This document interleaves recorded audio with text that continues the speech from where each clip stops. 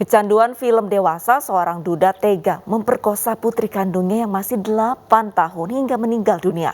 Kasus ini terungkap setelah polisi mendapatkan laporan rumah sakit terkait kematian yang tidak wajar dan membongkar makam serta mengotopsi jasad korban.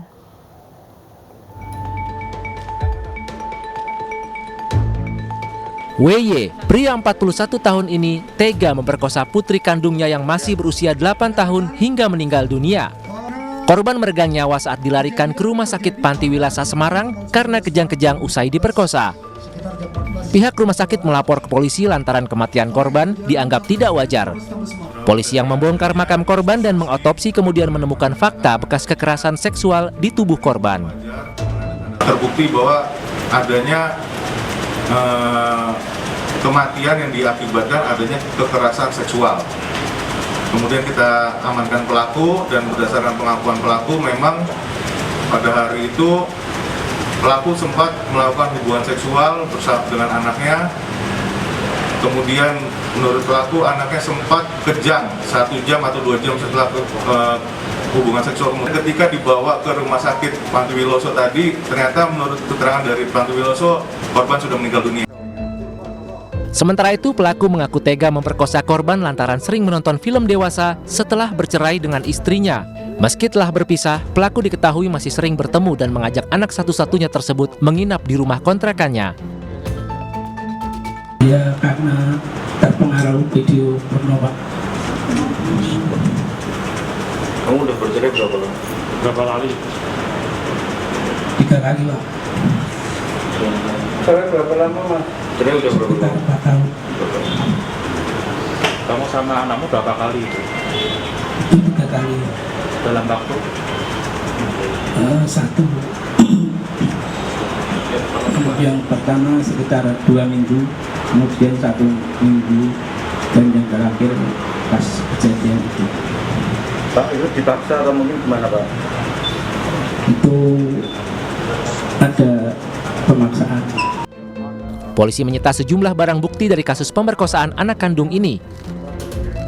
Atas perbuatannya, ayah yang tidak bermoral ini mendekam di sel tahanan Polrestabes Semarang. Dirinya dijerat Undang-Undang Perlindungan Anak dengan ancaman hukuman 15 tahun penjara.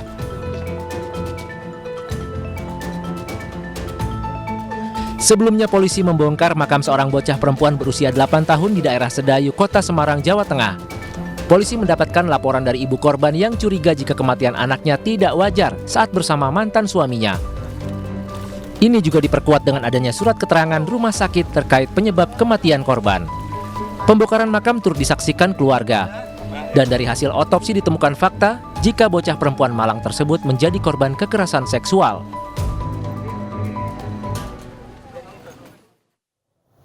Dan pemirsa, untuk mengetahui perkembangan terkini kasus seorang ayah yang tega memperkosa putri kandungnya hingga meninggal, kami sudah terhubung dengan Kasat Reskrim Polrestabes Semarang AKBP Doni Sardo Lambuan Toruan. Selamat siang Pak Doni.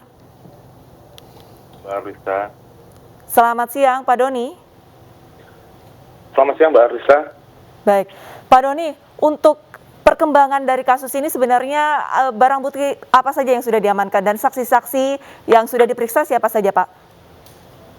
Untuk barang bukti yang sudah kami amankan adalah pakaian dan celana korban dan tersangka pada saat kejadian, kemudian spray dan bantal pada saat di TKP, juga obat penurun panas dan juga hand body yang digunakan oleh tersangka untuk melakukan kekerasan seksual.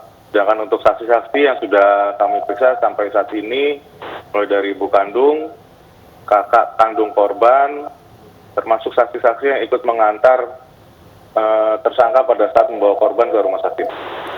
Lantas kasus ini terkuak pertama kali apakah dari ibu kandung korban yang melaporkan ke polisi atau justru dari rumah sakit yang menilai ada kematian yang tidak wajar? Jadi kasus terkuak pertama kali karena adanya informasi dari rumah sakit terkait adanya kematian yang tidak wajar dari seorang anak berusia 8 tahun di mana ditemukan adanya tanda kekerasan seksual pada alat kemaluan dan duburnya. Kemudian dari laporan rumah sakit tersebut kami menindaklanjuti, kita datangi ke rumah orang tua korban yaitu ibu kandungnya Dari situ baru kita sampaikan untuk ibu kandungnya melaporkan ke polisian.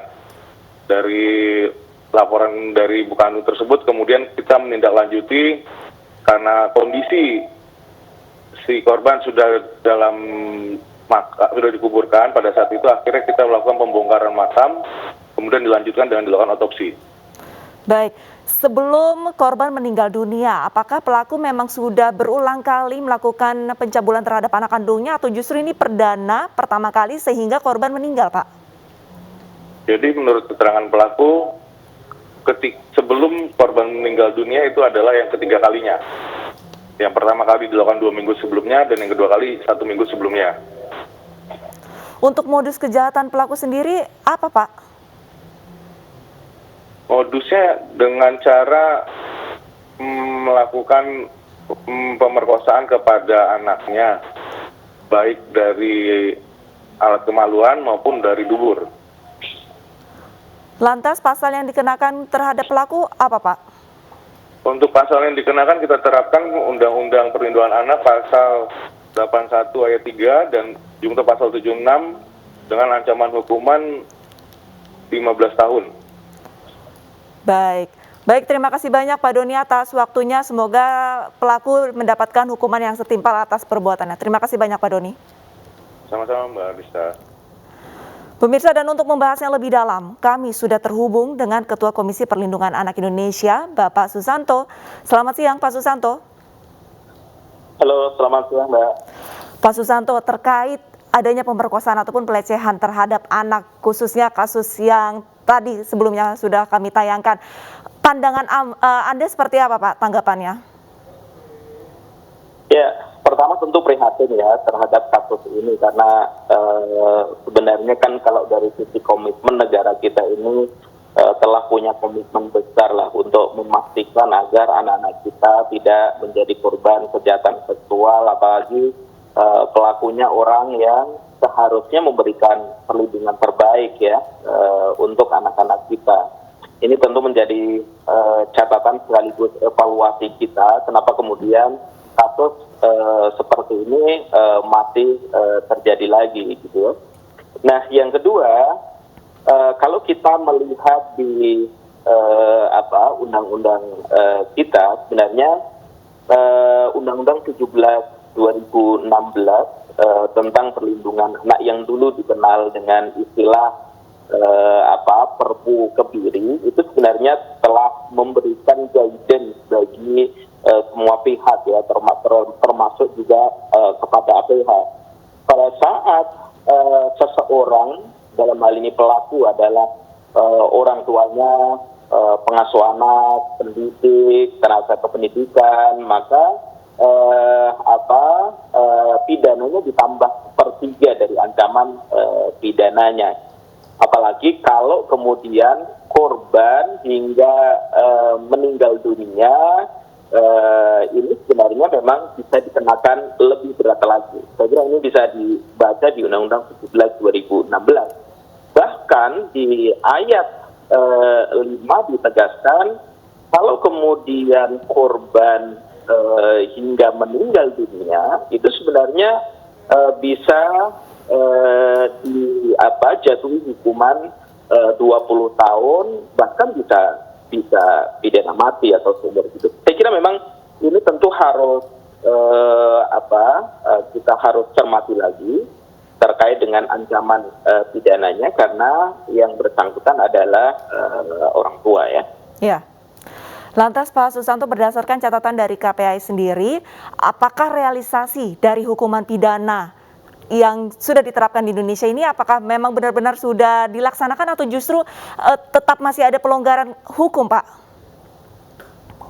Ya, sebenarnya kalau dari sisi regulasi kita memang sudah semakin baik ya, terutama pada aspek perlindungan anak. Dengan adanya Undang-Undang 17/2016 itu sebagai indikator bahwa negara punya komitmen luar biasa lah terkait dengan upaya memastikan agar anak-anak kita tidak menjadi korban ya, sekaligus juga penegakan hukum bagi pelaku kejahatan seksual terhadap anak. Memang pada level praktek kita memang butuh proses ya. Artinya dalam konteks ini semua pihak harus juga membaca secara utuh terkait dengan regulasi kita, sehingga Undang-Undang 17 2016 ini menjadi acuan acuan bagi semua pihak, termasuk juga bagi APH dalam menangani kasus-kasus demikian. Pada prinsipnya tentu kami memberikan semangat kepada semua pihak, termasuk juga APH, untuk memberikan hukuman seberat-beratnya bagi pelaku, karena bagaimanapun ini bagian dari komitmen besar negara kita. Baik, terima kasih banyak atas diskusinya dan dialognya Pak Susanto. Terima kasih.